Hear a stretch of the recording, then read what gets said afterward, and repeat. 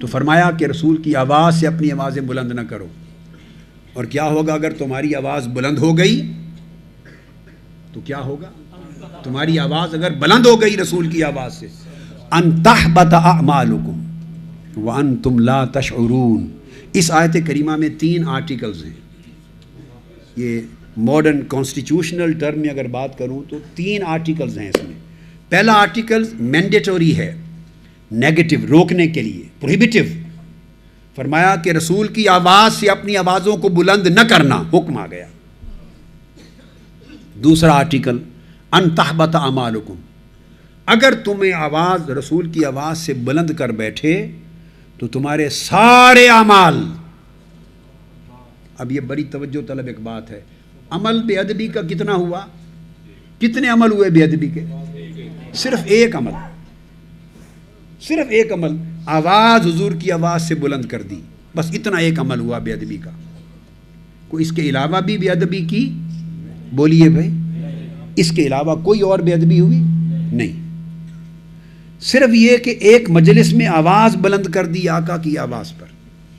اب اس ایک بے ادبی کی سزا دیکھیے کیا ہے. سزا نہیں فرمایا ان یحبط اعمالکم، کہ وہی جو تم نے کوئی عمل کیا ہوگا، اگر نماز پڑھ کے فارغ ہوئے ہو، تراویح پڑھ کے فارغ ہوئے ہو، نفل پڑھ کے فارغ ہوئے ہو، تلاوت کر رہے ہو، جو عمل کر رہے ہو نیک، وہ ضائع ہو جائے گا. بھئی ایک بے ادبی تو سزا بھی ایک ہی عمل کے تلف ہونے کی ہونی چاہیے نا. تو یہ نہیں کیا.